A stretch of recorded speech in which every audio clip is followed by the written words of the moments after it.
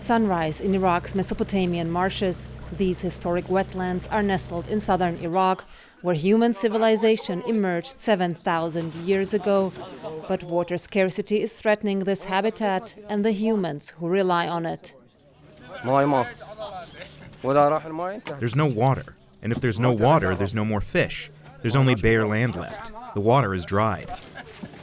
In this area, average annual rainfall for the last 20 years was 10% lower than in the 3 decades prior. Declining water levels mean the water that is left is increasingly salty, making it largely unfit for humans, animals, and vegetation alike. Only small fish survive here now, but they fetch a lower price for the fishermen. Their catch earned them $15 each, the result of 2 days of hard work. Of course, this is not enough. I have a family that depends on me, but this is our life now. I have 4 children at home. 2 are married and 2 aren't. I asked Jassem Ali if he's thinking about leaving fishing to find work elsewhere. And do what? He asks in return. It's a question that weighs on many people's minds here, explains Jassem al-Asadi, a water engineer who has dedicated his life to protecting the marshes. Chibash and another towns depend on the water economic activities. Buffalo breeders harvesting the reeds, the grasses. If there is no water, everything is dead. The economic life is dead completely here. Drought has further compounded another long-standing water problem here. The marshes are fed by the Tigris and the Euphrates rivers, both of which originate in Turkey, as well as other tributaries from Iran.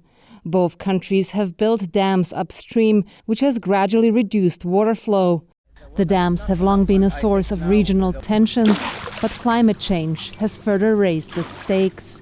If there is a rain, this is a good basin to save this water a few months, but there is no rain here, no rain in the basin of Iraq. The marshes only span 2,000 square miles today, a 75% reduction compared to their original size. This is what the marshlands increasingly look like: cracked soil and bone-dry reeds. And even though we're now in November, which is supposed to be the onset of the rainy season, water levels continue to decline. Life here is simply no longer sustainable. More than half of the households here have lost cattle this year due to lack of water, according to a survey carried out by the Norwegian Refugee Council. Zuhriya Sakar and her family used to keep 20 water buffaloes, but that number has dropped to 4 over the past few years. Their animals refuse to drink the polluted water, which means herders like Zuhriya are forced to buy drinking water to keep them alive. Taking care of the buffaloes is really making us tired. They are not coming back to us. We go looking for them, but even the boat cannot float after them anymore because there's no water. Then we find them dead, stuck in the mud. Temperatures in Iraq have risen by more than 2.5 degrees Celsius since the end of the 19th century. That's 4.5 degrees Fahrenheit, double the global average. Projections are equally alarming, says the World Bank Special Representative for Iraq, Ramzi Naman. We expected that an increase in temperature of almost 1.5 degrees within the coming years, and that would have tremendous effect. But while Iraq is reeling from the impact of climate change, it is also a significant contributor to the greenhouse emissions that cause global warming. Iraq is the world's 6th largest oil producer, but is second only to Russia in gas flaring, a wasteful process of burning natural gas during oil extraction. Flaring emits CO2 and methane into the atmosphere and accounts for 15% of Iraq's total greenhouse emissions. The government has vowed to eliminate flaring by 2027. At a recent roundtable with journalists, Iraq's oil minister said the country has allocated over $5 billion for gas capture projects. We will secure the finance to make the gas capturing for all Iraq. We will secure the finance to improve the refinery. We will secure the finance to change the liquid fuel in all power generation to be gas fuel.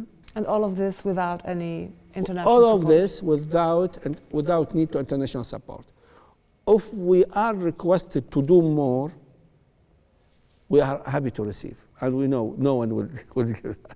Indeed, at the recent COP26 summit, developed nations failed to meet financing targets for climate mitigation and adaptation programs. But Iraq's promises to end gas flaring have also not translated into commensurate commitments to reduce its carbon emissions.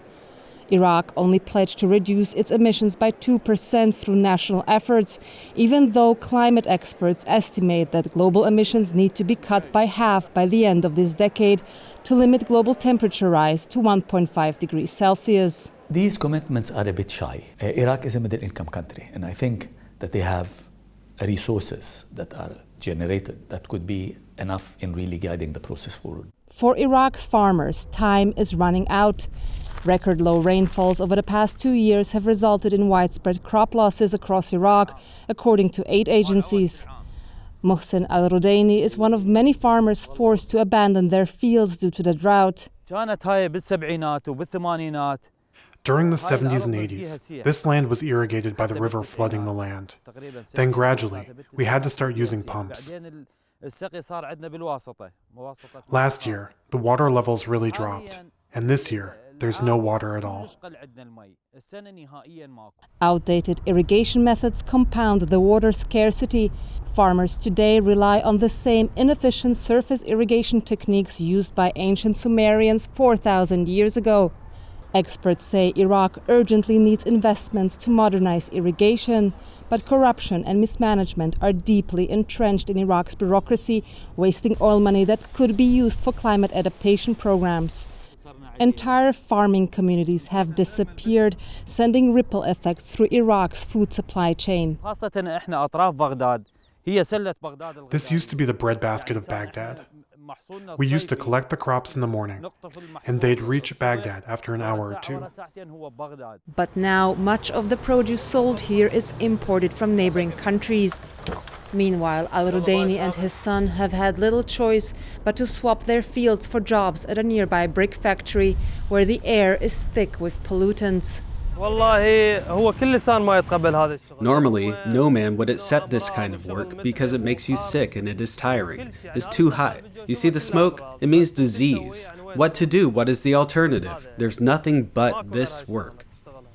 Crop failures are further accelerating rural to urban migration, but already Iraq's cities are suffering from widespread unemployment and inadequate infrastructure. Iraq's population hit 40 million in 2020 and is expected to reach 50 million by 2030, with most of the growth concentrated in urban areas. Any kind of forced migration creates a problem. So how about talking about cities that are accommodating a huge number of incomers without the basic services that needs to exist? The consequences for Iraq could be dire. All of these are elements that lead to social destabilization. And this country has enough drivers of fragility that we cannot add more to that. If this is not being looked at carefully, that's something that could lead into conflict. In Iraq, the effects of climate change have become impossible to ignore. Its case offers a stern warning and a glimpse into what the future might hold for the rest of the world, should policymakers and the private sector fail to take steps to cut emissions.